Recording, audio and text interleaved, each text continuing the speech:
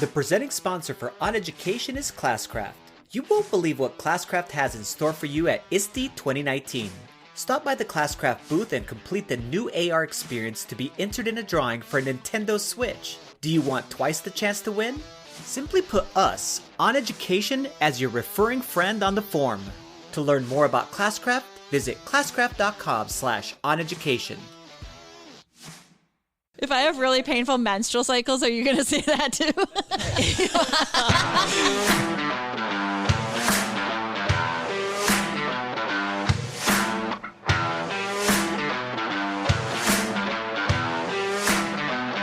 All right, friends, we are here with Mandy Froehlich. How are you doing? I'm good. How are you? Good. Good. So there might be, I don't know who wouldn't know who you are, but we'll cover that base anyways. Yeah. Tell us a little bit about who you are, what you do, where you're from, the Mandy Froehlich 101. All right. Well, I recently actually resigned my position as Director of Innovation and Technology. So I'm in this really interesting space where I don't know who I am or what I'm doing. That's incredible. It's been interesting. So I'm trying to figure out what I want to do when I grow up. And so right now I am just basically consulting and awesome. And just trying to figure that out, honestly. Listen, there's nothing wrong with that. I was just in Austin with Carl Hooker, and he just left the exact same situation. It's an opportunity. Right. Oh, yeah, absolutely. And I'm so blessed to be able to do that, yes. to take the time knowing that I have some things coming up that, financially will support the family and everything. I mean, That's not always the case with everyone. So I definitely feel fortunate to be able to do that. It's also courageous, too. A lot of people just stick out whatever they're actually doing, especially I think in education where we see our pensions or whatever it might be, and you're like, I have to just grind this out, even though you may have lost either A, your passion, or B, the environment that you're working in is really toxic and it's really taking a toll. As you talk about like mental illness in your books, it could take a toll on you. And so it takes courage to be like, I need to step away from this and for myself and for this situation and go do something where I feel like, I'm being viewed for my passion and my interests and my, what I'm actually good at in a different light. Yeah, absolutely. And I'm excited to take some time kind of to, regroup maybe. I think no matter when you leave or why you leave a position, good, bad, doesn't matter. You almost need that time to just reflect on what's happened, on 100%. Where you came from, and I did realize kind of in the last week of school how much I was going to miss a lot of the people that I worked with.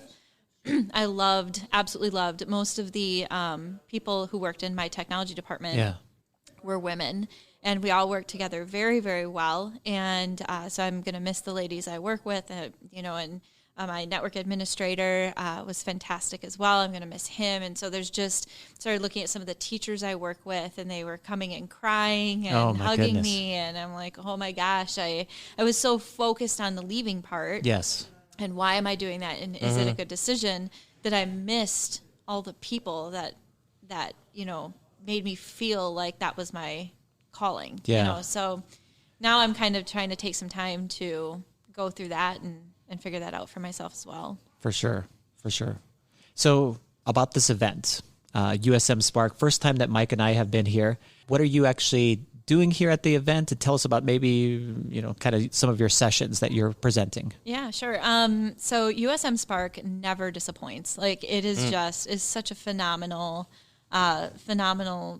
conference, and everything from the kids greeting you when you come in. And that is so much fun. It is great. Awesome. And they're so polite and kind and welcome here, and the school helpful. Is insane. Beautiful school. For anybody listening to this, it's known as the Hogwarts of Milwaukee. It's just even in their cafeteria, they have like the red, blue, green, and what am I missing? Red, blue, green, yellow. Yeah. Thank you. Kind of like the the like houses the houses. and stuff. Yeah. So you got Gryffindor, but it's not called Gryffindor. And so it's just a fantastic school. But for me, what I'm doing here is I'm a featured speaker this year, which I'm so proud to be that for Chuck and his group.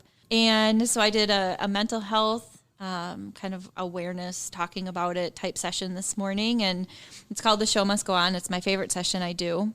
It's often very heavy, but I think that I try to give people enough, try to give them more courage to talk about things, and opportunity to actually say words like mental health, which people don't normally like to say. Yeah. And show some vulnerability, hoping that other people will. And then some answers to things that they can do to help both themselves and other people. So that's kind of one session. I did my Divergent EDU session today, which was a lot of fun based on the book, obviously. So, and then tomorrow I have a session on creating a professional blog Very portfolio. Cool. So I have Nice. that. Technology for promoting personalization and learning. I have that tomorrow as well. And also, developing core beliefs. So I have those 3 sessions tomorrow. So. That's a wide variety of. Yeah, You're all over the place. Yeah, definitely all over the place, Yes. for sure. Yeah. I mean, a lot of topics to, usually we become masters of our little tiny areas. Domains. That's an awesome spread of knowledge. The mental health one, though, I think we just don't talk about that enough. It carries such a huge stigma, even though we say it all the time. We need to provide mental health. We need to do this. It's still so difficult for our educators to, number one, feel like they can be vulnerable enough to admit something, that where they need help.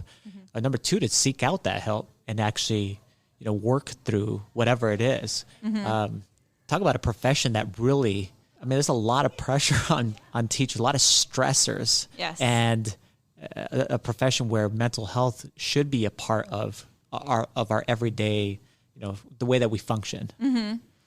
Yeah, but I think that it's something that for so long we haven't talked about, because out of all the other professions, like we talk about it in the cases of like police officers, because they deal with shootings and they deal with things that are like that. And we talk about it with, just various other professions, but we don't talk about it with educators, because we work with kids, and nobody ever wants to think that educators are quote unquote weird or different, unstable, or weak. Unstable. Right. Exactly. Like we want people, but we're supposed to be the toughest people in the room, 100%. right? Maybe not the smartest, but the toughest. Yep.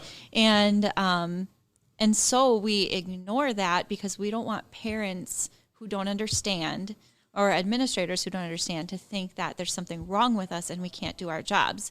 And so I think that it's so important to talk about.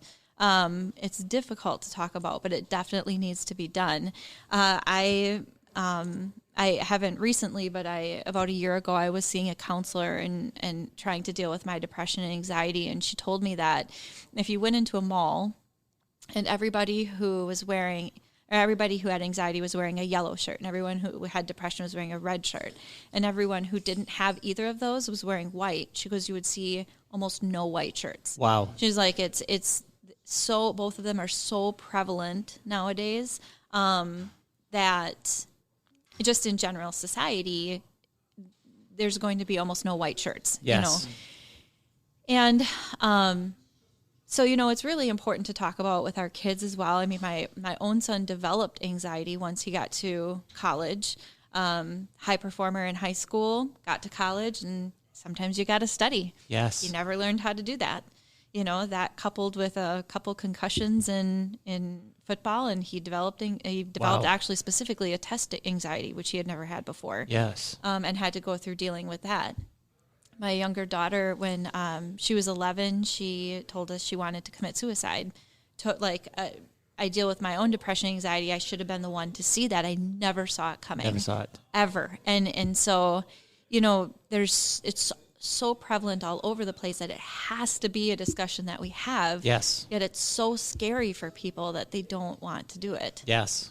I mean, that's like you just said, Mike, too. I mean, we're just talking about, there is a stigma there, and we may be talking about it more now than ever, but I still think it's something that people just say quietly, or they're like, or they're ashamed. Yep. They're like, I can't talk about this, in public, whatever it might be. For sure. And we need to just bring that out. Be like you just said, the majority of us have these things that are going on, and we need to do something about them. We can't just be trying to power through it. And a lot of times, I think I see this unfortunately too often, as we talk about it too, about edu-Twitter, where teachers as superheroes or whatever it might be, or as heroes in general, it's like, we're people and we have faults and we have some mental illnesses. We have things that everybody else have. We're not superheroes.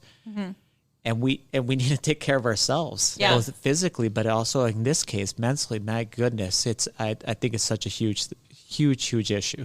I've just started to talk about like it's awesome when you have friends and a close network of people that you can share things. I've just started to talk with like Glen and a couple other people. I suffer from a pretty serious case of imposter syndrome, if you know what that is. Like really debilitating for me in some cases, and like.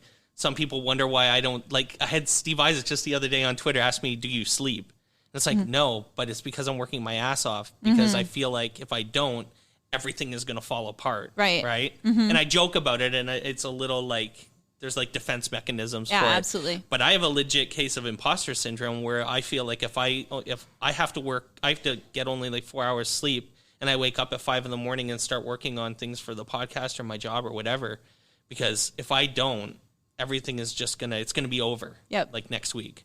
So people, we need to talk about this. And this is actually probably the first time I've even said it on like in front of people. There are a small group of people that know, but it's like, I'm getting 4 hours of sleep a night. So I mean, I know that's not healthy, right?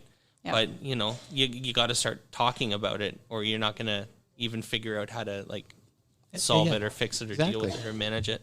Well, I think that it's so we look at any kind of mental health issue as an emotion, and emotions are very abstract to people. And you don't like emotions you feel like you should be able to control. And we tell kids all the time, you need to be able to control your anger. You need to be able to control this. You need to be able to control that, right? So we're telling kids this all the time.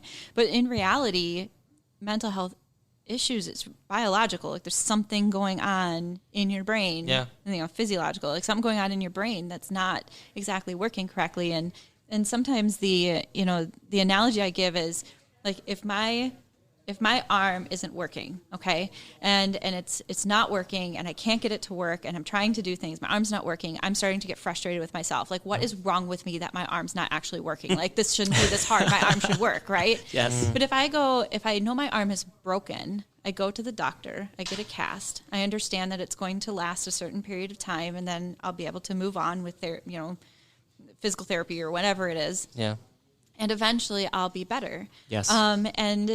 And so, but we look at, we just look at the mental health issue as an emotion, and we don't understand why we're not working. Yes.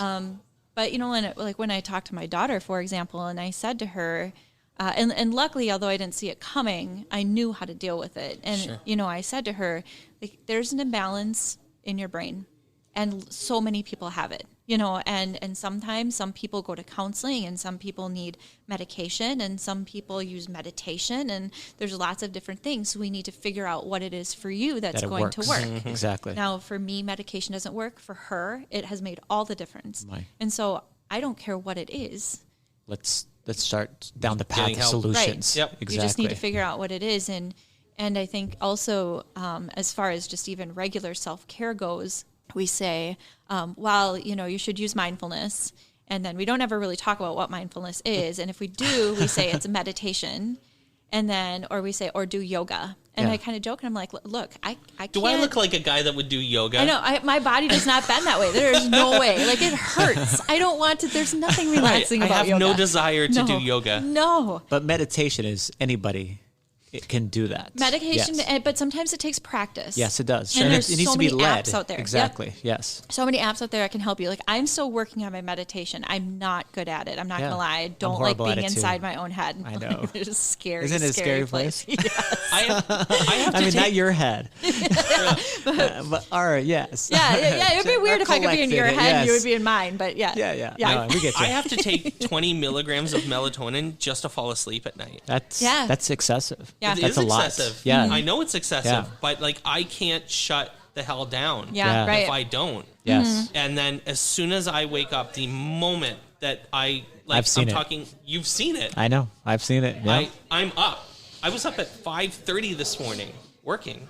And he went to bed like at 1 midnight or 1 o'clock in the morning. 1. So Yeah. if I'm falling asleep in the next 30 minutes, it's because I'm friggin' tired. But it's part of this. It's part of and I get it. I understand what's going on with me, so I'm working on it, and I'm trying to figure out what the best way to work on it is for me. Right. But I know, like, the reason why I take melatonin is because I can't shut my damn brain off, and it's all part of this imposter syndrome thing. Yeah. Like, I get that the cyclical nature of it. Yeah. For sure. Well, like with your sleep, sometimes some of the things that cause us mental health issues are actually things that we're just not getting enough of. So, for example, quite a few years ago, my depression was crazy bad, and I couldn't figure out why. And I finally went into the doctor. They ran some blood tests, and I was severely deficient in vitamin D. Oh, well, wow. it turns out that vitamin D can cause anxiety issues and depression, as can actually being dehydrated. Wow. Dehydrated Sure. can also cause that. I went into the doctor recently. One of the reasons that I had actually looked at resigning was because I was having some health issues. My heart was all over the place, Oh, my goodness. heart rate and stuff. My ankles were swelling up like crazy. Clearly, it seemed like something with my heart. Went through all these tests. Turns out I have really bad sleep apnea. Oh, Sleep wow. apnea causes weight gain, anxiety and depression, and heart issues. I have sleep apnea as well. Yeah. I have all of the things. You just I was going to The say, reason- if the I have reason really why painful that's- menstrual cycles, are you going to say that too? that's the reason. You just took it to a new level. But the reason why I was giggling is because Mike says he has all of the things, as in like video games usually. So in this case, he said he has all of the things, as in physical elements. Every or sleep mental disorder you elements. can think yes, of? Yes, yeah, mental elements. Sign me up. Mandy took it to a different level though, so hopefully can't compare, because yeah. that would be disturbing. Just saying, did I win on that one? Yes, Ding, I ding, think ding. you went. Yes. Amazing. Mandy, tell us what's going on in your life. What are you up to? What's new and exciting? Well, I again on this just kind of adventure of figuring out what it is I'm going to do with my life. I am working on another book that is a follow up to The Fire Within. Currently, it's called Ignite the Flames, so we'll see if that's where it ends up. But it's the same kind of idea as The Fire Within, where The Fire Within has teacher stories of adversity. And then I followed up with a second part on self-care and things like that. Ignite the Flames is going to focus on students. And so I've had students write stories of adversity. They've reflected on what teachers could have done to support them during this time. Wow. And then the second part will be about like resilience and some of those things. So I'm working on that. I'm actually going on a writer's retreat to Nashville in August with Nice. a couple of friends of mine, Rochelle Poth and Tisha Richmond and Jamie Donnelly and That's a Jen party. Cassatod. Oh, jeez. And everyone's like, yeah, sure, you're going to write. It's like, no, there'll be some writing. Yeah. But so yeah, I'm pretty excited about that. Hoping Yeah. to kind of crank it out while we're there, and it'll be good. That's awesome. That's fantastic. So when you put out that book, you'll have to come back on the show, because we got to have you back on. Yeah, absolutely. Hopefully not to talk about menstrual cycles. No, but I Syncing up can't. our menses and stuff. comparing notes and whatever with Mike. Well, we can talk. There's like male PMS, isn't Yeah. there? Do you have that? Oh, Is that- maybe. I mean, I am shoot. pretty grumpy. I better look into that. Is there a test? I'm dying over here. That's awesome. All right. Mandy Froehlich, everyone, thank you. All right, Thanks thank so you. much. Thanks for listening to On Education. My name is Mike Washburn. My co-host is Glen Irvin. Want to get in touch with us? Check out our website at oneducationpodcast.com. You can tweet us at oneducationpod. Glen is at Irv Spanish on Twitter. I can be found on Twitter at Mr. Washburn. You can find us on Facebook by visiting facebook.com/oneducationpod. We're also on Instagram at oneducationpod. If you're enjoying the show and think others would too, we'd be thrilled if you shared it with them. Please leave us a rating or review in Apple Podcasts or on the Google Play Store. When you leave a rating, it gives our rankings a boost. This helps others discover the show. We want to thank our presenting sponsor, Classcraft, for supporting us. Check out classcraft.com/oneducation to learn more about them. Thanks as always for listening. Stay awesome. See you soon.